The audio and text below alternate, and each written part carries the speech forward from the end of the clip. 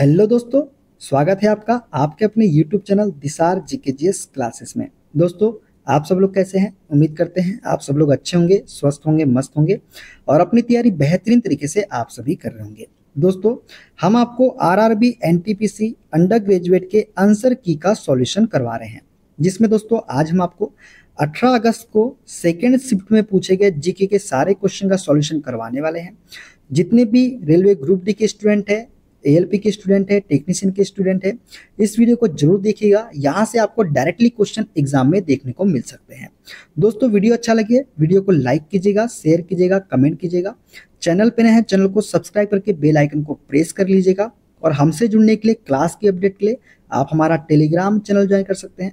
Telegram channel का link मैंने description box में आपको दे दिया है। चलिए दोस्तों, देर न करते हुए स्टार्ट करते हैं अपना सेशन। स्कूली शिक्षा में राज्यों और केंद्र शासित प्रदेशों के प्रदर्शन का आकलन करने के लिए प्रदर्शन ग्रेडिंग सूचकांक PGI 2.0 निम्नलिखित में से कौन सा मंत्रालय जारी करता है? दोस्तों, ये जारी करता है हमारा शिक्षा मंत्रालय। इसका राइट आंसर हो जाएगा ऑप्शन नंबर ए वाला।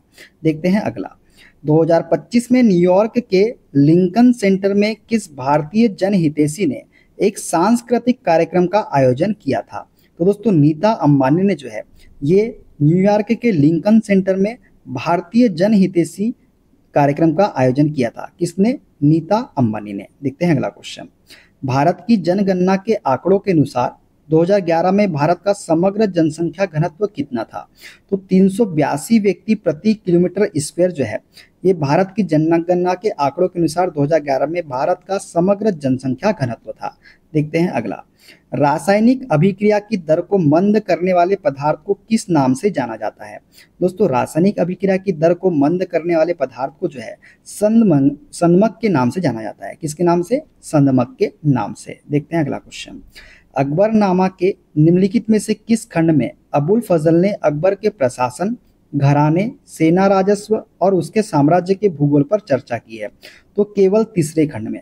तीसरे खंड में जो है दोस्तों अबुल फजल ने अकबर के प्रशासन, घराने, सेना, राजस्व और उसके साम्राज्य के भूगोल पर चर्चा की है। देखते हैं अगला क्वेश्चन। आर्थिक विकास का एक प्रमुख संकेतक क्या है जिसने 1991 के बाद भारत में सतत सुधार दर्शाया है? तो विदेशी मुद्रा भंडार जो है दोस्तों यह एक प्रमुख संकेतक है जिसने 1991 के बाद भारत में सतत सुधार दर्शाया है। देखते हैं अगला क्वेश्चन। निम्नलिखित में से कौन सा राज्य का नीति निर्देशक सिद्धांत भारतीय संविधान के अनुच्छेद 48A के अंतर्गत वर्णित है? तो पर्यावरण का संरक्षण और सुधार जो है ये भारतीय संविधान के अनुच्छेद 48A के अंतर्गत वर्णित है। देखते हैं अगला क्वेश्चन। स्वतंत्रता से पहले भारत की राष्ट्रीय आय में किस क्षेत्र का प्रभुत्व था? दोस्तों, स्वतंत्रता से पहले भारत की राष्ट्रीय आय में कृषि क्षेत्र का प्रभुत्व था। किसका? कृषि क्षेत्र का। देखते हैं अगला क्वेश्चन। वक्फ संशोधन विधेयक ने वक्फ संपत्तियों के विनियमन और प्रबंधन से संबंधित मुद्दों और चुनौतियों का समाधान करने के लिए किस अधिनियम में संशोधन किया? तो वक्फ अधिनियम 1995 में संशोधन किया गया दोस्तों। किसमें? वक्फ अधिनियम 1995 में। देखते हैं अगला क्वेश्चन। निम्नलिखित में से कौन सा कानून आर्थिक रूप से कमजोर वर्गों को शिक्षा और रोजगार में आरक्षण प्रदान करता है?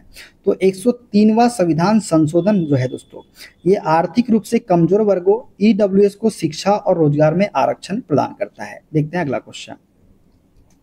कौन सी रुधिर वाहिकाएं मनुष्यों में ऑक्सीजन युक्त रुधिर को हृदय से शरीर के सभी भागों तक ले जाती है? तो धमनी जो है दोस्तों ये मनुष्य में ऑक्सीजन युक्त रुधिर को हृदय से शरीर के सभी भागों तक ले जाती है। देखते हैं अगला क्वेश्चन। 1947 से 1991 की अवधि के दौरान किस क्षेत्र में सबसे धीमी वृद्धि देखी गई थी?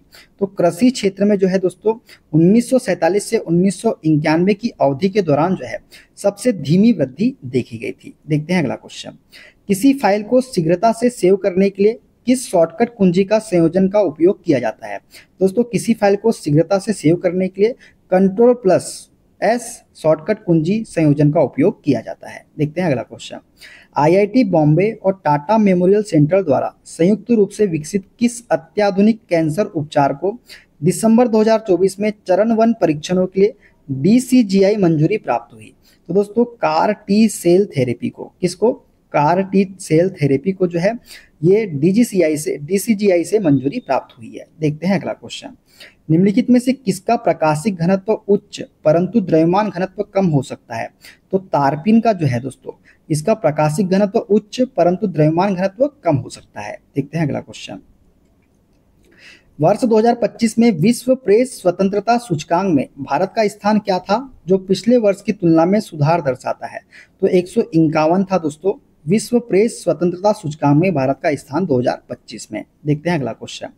2025 में पद्मश्री जो कि मरणोपरांत प्राप्तकर्ता मिरियाला अप्पा राव बुर्रा कथा पारंपरिक कथाकारिता के क्षेत्र में एक अग्रणी व्यक्ति किस भारतीय राज्य से संबंधित थे? तो दोस्तों मिरियाला अप्पा राव जो है ये आंध्र प्रदेश राज्य से संबंधित थे। किस राज्य से? आंध्र प्रदेश राज्य से। देखते हैं अगला क्वेश्चन। 1773 के रेगुलेटिंग एक्ट में यह प्रावधान था कि कलकत्ता में एक मुख्य न्यायाधीश और डैश के साथ एक सर्वोच्च न्यायालय स्थापित किया जाएगा। तो दोस्तों 1773 के रेगुलेटिंग एक्ट में यह प्रावधान था कि कलकत्ता में एक मुख्य न्यायाधीश और 3 अतिरिक्त न्यायाधीशों के साथ एक सर्वोच्च न्यायालय स्थापित किया जाएगा। देखते हैं अगला क्वेश्चन। भूमध्य सागरीय क्षेत्र किस प्रकार की वनस्पति के लिए सर्वाधिक जाना जाता है? तो गुल्म और सूखारोधी वृक्ष वनस्पति के लिए सर्वाधिक जाना जाता है भूमध्य सागरीय क्षेत्र। किसके लिए? गुल्म और सूखारोधी वृक्ष के लिए। देखते हैं अगला क्वेश्चन। किस एयरलाइन ने वर्ष 2025 में अपना डिजिटल इनोवेशन सेंटर लॉन्च किया है? तो एयर इंडिया ने जो है दोस्तों ये 2025 में अपना डिजिटल इनोवेशन सेंटर लॉन्च किया है। देखते हैं अगला। किस संविधान संशोधन ने भारत में पंचायती राज व्यवस्था को संवैधानिक दर्जा प्रदान किया था? तो 73वां संविधान संशोधन अधिनियम 1992 ने जो है भारत में पंचायती राज व्यवस्था को संवैधानिक दर्जा प्रदान किया था। देखते हैं अगला। 2011 की जनगणना के अनुसार भारत में शहरी आबादी का प्रतिशत कितना है? तो ये है 31.2%। कितना है? 31.2% है 2011 की जनगणना के अनुसार। देखते हैं अगला। UN महासागर सम्मेलन 2025 किस शहर में आयोजित किया जाना निर्धारित है? तो दोस्तों नीस फ्रांस में जो है, कहाँ पे? नीस फ्रांस में जो है UN महासागर सम्मेलन 2025 आयोजित किया जाएगा। देखते हैं अगला। किस तटीय मैदान को हेक्साडेल्टी क्षेत्र या 6 नदियों का उपहार कहा जाता है? तो ओडिशा का तटीय मैदान को जो है हेक्साडेल्टी क्षेत्र या 6 नदियों का उपहार कहा जाता है। किसको? ओडिशा का तटीय मैदान। देखते हैं अगला। 1857 के प्रथम स्वतंत्रता संग्राम के दौरान ब्रिटिश अत्याचार के विरुद्ध विद्रोहियों द्वारा निम्नलिखित में से किसे विद्रोह का नेता घोषित किया गया था? तो बहादुर शाह जफर को घोषित किया गया था दोस्तों। किसे? बहादुर शाह जफर को। निम्नलिखित में से कौन सा कथन स्वतंत्रता के समय भारत की विदेशी व्यापार संरचना का सही वर्णन करता है? तो कच्चे माल का निर्यात और निर्मित माल का आयात जो है ये स्वतंत्रता के समय भारत की विदेशी व्यापार संरचना का सही वर्णन करता है। 28 मार्च से 2 अप्रैल 2025 तक बंगाल की खाड़ी और चेन्नई में भारत और रूस के बीच आयोजित द्विपक्षीय नौसैनिक अभ्यास का नाम क्या था? तो ये नाम था इंद्र। क्या नाम था? इंद्र नाम था। देखते हैं अगला। श्री अरविंदो निम्नलिखित में से किस वर्ष बड़ौदा में अपने पद से इस्तीफा देकर कलकत्ता चले गए और वहां शीघ्र ही वे राष्ट्रवादी आंदोलन के एक प्रमुख नेता बन गए? तो 1906 में जो है श्री अरविंदो जो है बड़ौदा में अपने पद से इस्तीफा देकर कलकत्ता चले गए और वहां शीघ्र ही वे राष्ट्रवादी आंदोलन के एक प्रमुख नेता बन गए। देखते हैं अगला। निम्नलिखित में से कौन सा द्रविड़ मंदिरों की एक सामान्य विशेषता है? तो गोपुरम जो है ये द्रविड़ मंदिरों की एक सामान्य विशेषता है। भारत में निम्नलिखित में से किस भारतीय राज्य में उच्चता बिंदु है? तो भारत में पीओके को छोड़कर किस भारतीय राज्य में उच्चतम उच्चता बिंदु है? तो यह है सिक्किम में। कहाँ पे? सिक्किम इसका करेक्ट आंसर हो जाएगा। कौन सा भारतीय संगठन भारतीय कला और विरासत को प्रदर्शित करने के लिए सितंबर 2025 में न्यूयॉर्क के लिंकन सेंटर में 3 दिवसीय सांस्कृतिक कार्यक्रम का आयोजन कर रहा है? तो नीता मुकेश अंबानी सांस्कृतिक केंद्र जो है ये लिंकन सेंटर में 3 दिवसीय सांस्कृतिक कार्यक्रम का आयोजन कर रहा है। ठीक है। देखते हैं अगला। सुनामी का सबसे सामान्य कारण क्या है? तो अधो समुद्री भूकंप जो है ये सुनामी का सबसे सामान्य कारण है। ट्यूरिन इटली में आयोजित 2025 विशेष ओलंपिक विश्व शीतकालीन खेलों में भारत द्वारा जीते गए पदकों की कुल संख्या कितनी थी? तो 33 पदक जीते थे हमारे देश भारत ने। देखते हैं अगला। भारत ने पहली बार मतदान प्रक्रिया के माध्यम से किस अंतर्राष्ट्रीय संगठन की अध्यक्षता जीतकर एक ऐतिहासिक उपलब्धि हासिल की?